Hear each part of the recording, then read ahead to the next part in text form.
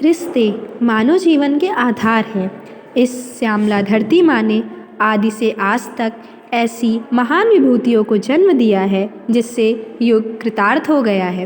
रिश्तों के प्रत्येक रूप ने युग बगिया को सजा दिया है, जिसकी भीनी परिमल आज तक भारतीय संस्कृति को सुरभित किए हुए है। हमारे पूर्वजों ने रिश्तों का जो सुंदर उच्च आदर्श हमारे सामने प्रस्तुत किया है, वह आज की पीढ़ी के लिए ग्रहणीय है। श्रवण कुमार एक मातृपितृ भक्त पुत्र थे, जिन्होंने अपने नेत्रहीन माता पिता को कावड़ में बैठाकर उन्हें तीर्थ यात्रा कराई। आइए उनकी महिमा का दर्शन करते हैं। बेटा श्रवण, कहाँ हो? कहाँ हो बेटा?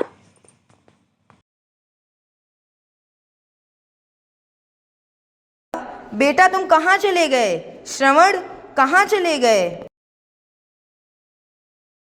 आया पिताजी।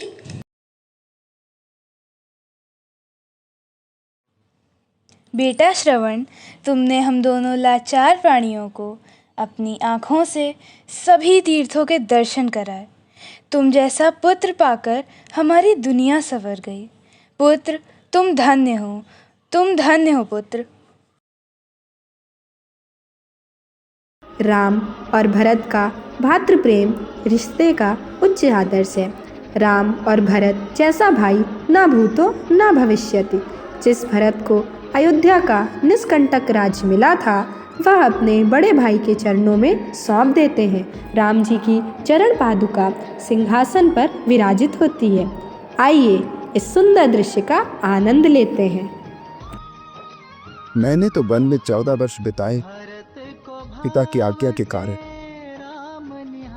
परंतु तुमने तो केवल भावना और भ्रातृ प्रेम के कारण 14 वर्ष राजधानी के बीच रहकर भी सन्यासियों की तरह बताए। भरत, तुम हम सब भाइयों में सबसे महान। रिया, माँ सच कहती है। तुम शायद कोई भगवान हो। अपने तुच्छ भक्तों को इस प्रकार बढ़ावा देना तो भगवान का ही काम आता है। अंतर मन सुनो अंतर्यामी।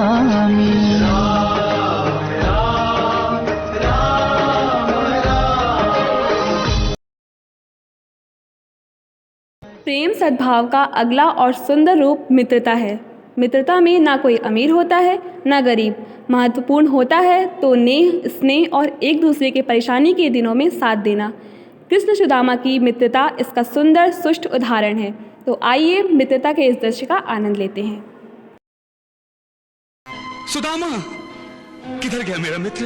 अरे सुदामा नजर नहीं आता। वो तो लौट गए द्वारकाधीश। कहाँ? इस तरफ गए। किधर? इस तरफ। सुदामा!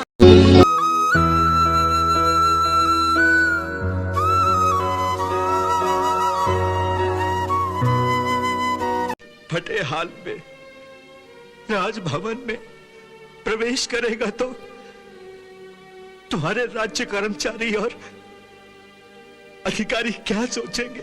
सुदामा, तुम आज भी उतने ही भोले हो जितने बचपन में थे।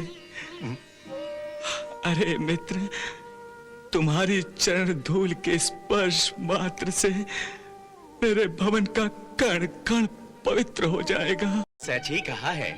मित्रता और मानवता को धन या निर्धनता के तराजू में नहीं तौलना चाहिए।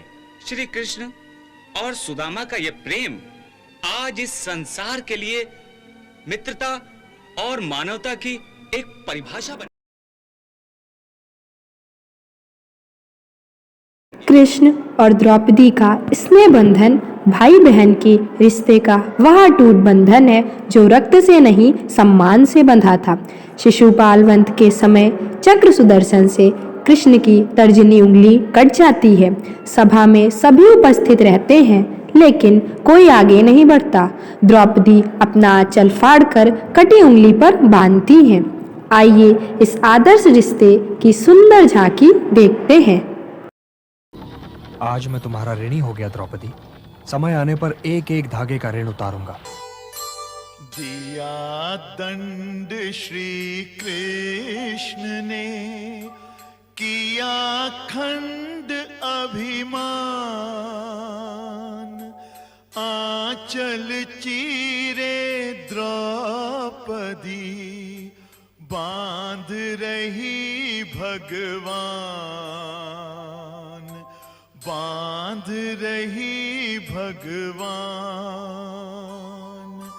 प्रेमांचल में बंध गए, दिया वचन फिर आप, इस ऋण के भुगतान को जग न सकेगा मां। गुरु शिष्य परंपरा भारतीय संस्कृति सद्भाव का अनूठा उदाहरण है।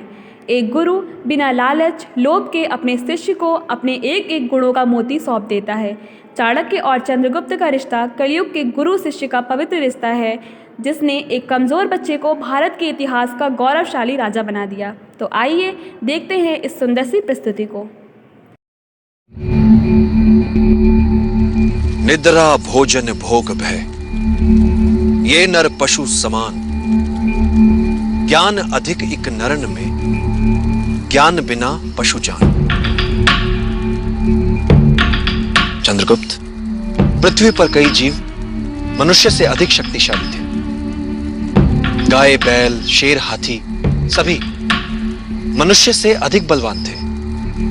किंतु राज किसने किया पृथ्वी पर? मनुष्य ने। कैसे? बुद्धि से। तुम्हें भी बुद्धि से लड़ने वाला योद्धा बनना है चंद्रगुप्त। यदि तुम अपने लक्ष्य को पूरी एकाग्रता से प्राप्त करना चाहोगे तो आत्मिक बल वो कर दिखाता है कि साधारण लोगों को यह असंभव लगता है। आचार्य, मुझे तो ऐसा लगता है कि मैं इस धरती का सबसे भाग्यशाली विद्यार्थी, जिसे आपके आशीर्वाद से इन महान योद्धाओं से शिक्षा ग्रहण करने का सौभाग्य प्राप्त हुआ।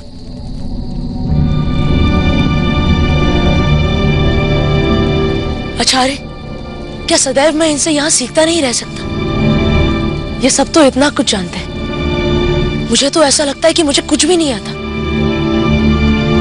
मुझे बहुत कुछ सीखना है आचार्य। अति सर्वत्र वर्जते।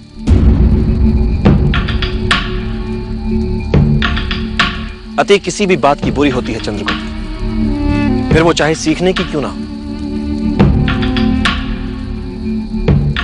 ज्ञान का अर्थ उसके उपयोग में है।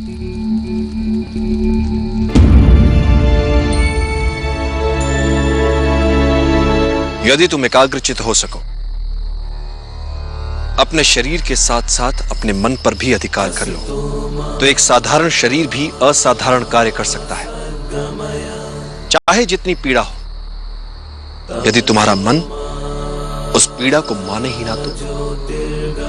इतिहास में ऐसे कई वीरों के विवरण हैं जिनका सर धड़ से अलग हो गया, किंतु वो युद्ध में लड़ते रहे, रक्त की अंतिम बूंद तक लड़ते रहे। उन योद्धाओं को गौरवान्वित करो, बता दो उन्हें कि अब तुमने संभाला है उनका उत्तरदायित्व। अंततः हम सभी ने भारतीय सद्भाव संस्कृति का सुंदर दर्शन किया। हमारी एक धरोहर ही हमारी संपत्ति है। धन्यवाद।